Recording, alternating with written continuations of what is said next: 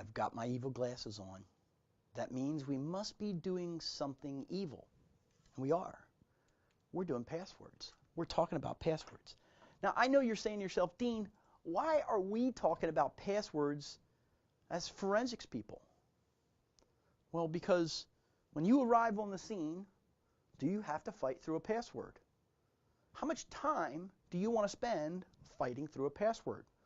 I know me, I'd much rather be getting to the data, doing my carving, digging through that. I mean, it's going to take me a long time to go through the registry. It's going to take me a long time to look at all those files. It's going to take me a long time to bring my case together. I really don't want to be working with passwords. Please just go ahead and log onto the machine. Well, that would be fine, but there's a problem with that. The adversary doesn't want us there. So we're going to talk in depth about passwords, password cracking, discovery, dictionary, brute force attacks. We're going to talk about rainbow tables, default password databases, which are a really nice, convenient tool for us, the layers of passwords, and then what we'll do is we'll dig into, hey, let's avoid the password completely. Let's actually go down to the CMOS level because there might be a BIOS boot password, so we want to get around that, and we'll talk about how to deal with that. And then finally, we'll talk about the Windows authentication mechanisms. So why, as a forensics investigator, do you actually want to do this? And the system's probably protected. The adversary says, I don't want you to read my evil files where I'm committing fraud or criminal activities. So we need to get around that. They want you outside of it. They say, you're not authorized to review my material here. Also, first thing that happens when the help desk is called by an end user, if we're looking at this in a corporate setting, not an adversarial setting, but the first thing that the end user does is they pick up the phone and they say, hey, help desk, and help desk says, hey, did you reboot the computer? Well, at that point, when you reboot the computer, somebody's going to have to authenticate to the computer. You send a help desk technician down there, and they're sitting at that particular computer, and they realize that there is malware inside the profile of that end user.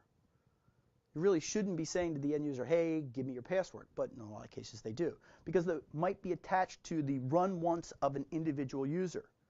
You're going to have to look at those registry keys developed by that user. That user may not be there. This may be that you're in an isolated environment away from them, and you say, okay, I've got to authenticate to get inside of their profile. Okay, well, instead of authenticating using their password, you're going to use other methodologies that are more reasonable for us. And we talked about this in the Windows section. You know, you went in and you got a hold of the SAM, you used Kane or you used pwdump7 to actually capture that hash. Let's talk about the hashes in a second. But remember, you want access to this evidence, you have to be evil. You've got to put on your skull and crossbones glasses and go after it. Little password terminology here, because every once in a while people cause a problem. They forget what this is all about when it comes to passwords. They didn't learn those basics, so just humor me. If you know this stuff, say, yeah, Dean, okay, I got it. If you don't, here's a good little review. Let's start off with the concept of authentication. Authentication is asserting your proof to the system and the system saying yes or no. You either are in the system or you're not. How does it do that? First you say, hi, I'm Dean Bushmiller. Do you know my password? It's not password. So, hi, I'm Dean Bushmiller, and here's my password.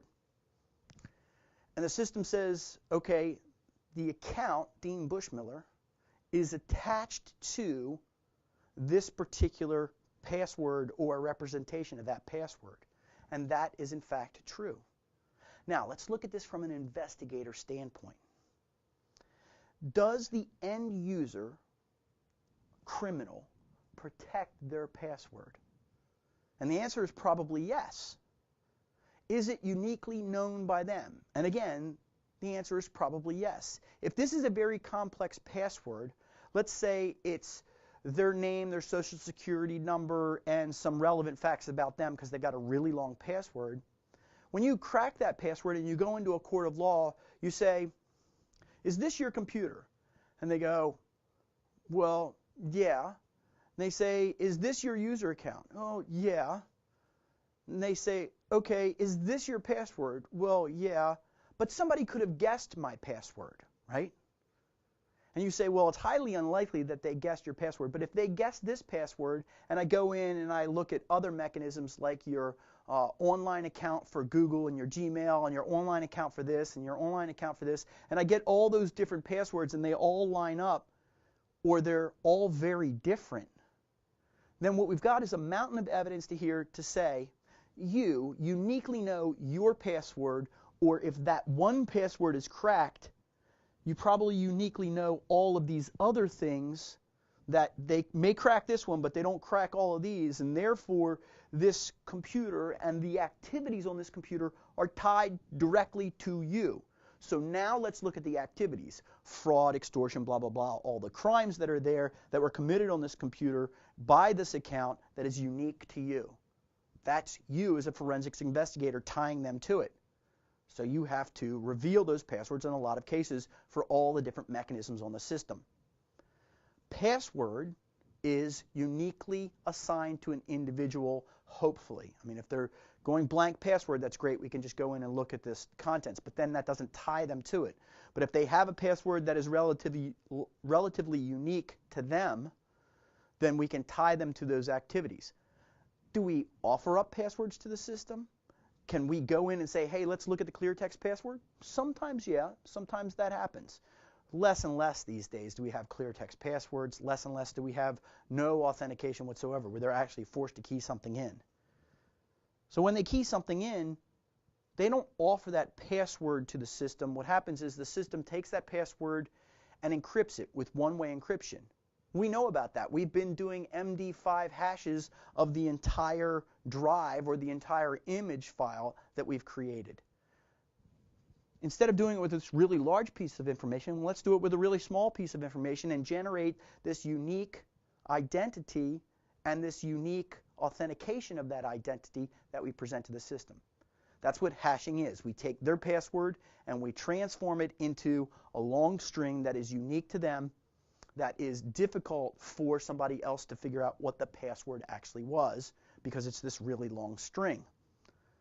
They hash that and they present that to the system. So usually when you do Control-Alt-Delete on a Windows system and you say, here's my username, here's my password, that password is grabbed by the system, turned into this unique string. It's hashed at that point, and then that hash is presented to the authentication database either locally or across the network to the domain, and then that is matched in the database that's sitting on the other side and says the hash that they gave us is the hash that we have in the database. These two match. You're authenticated and you're in. Salting is one more step forward. We say, because computers are really good and we can apply a lot of resources all at once to this particular computer right here, what we're going to do is we're going to take all of the possible passwords and we're going to hash all of them. Well, if this hash is easy to figure out because we've got the list of every single password that's possible in brute forcing, which we'll get to, let's add a component to it that the adversary doesn't actually understand, and that's where we add in salting. It's making that hashing more difficult to guess. The really nice thing, and this happened to Evernote, the bad thing that happened to Evernote was their database of all their password hashes for their customers was successfully grabbed from them. The nice thing about it was they didn't have to make all of their customers rekey in a new password and create that database from scratch. They can take that database and apply a salting mechanism to it to make it more robust, and then the customers don't have to rekey in all their passwords, and then the original passwords that were presented to the system aren't going to work anymore because we've added this random junk to it, which is salt. Password crackers take the process of, okay, Dean Bushmiller, password. Dean Bushmiller, password 1. Dean Bushmiller, password 2. And they automate all of that. That guessing is all automated at that point. And it's used to obtain unauthorized access to that resource. Well, wait a minute, Dean. I'm here as a forensics investigator. I have authorization.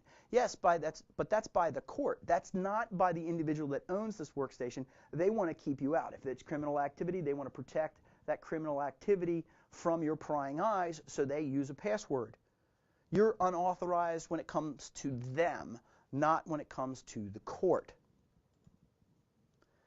How do we do this automation? Well, we do it in one of three ways: dictionary, brute force, or a blend of the two, and we're going to talk about that next.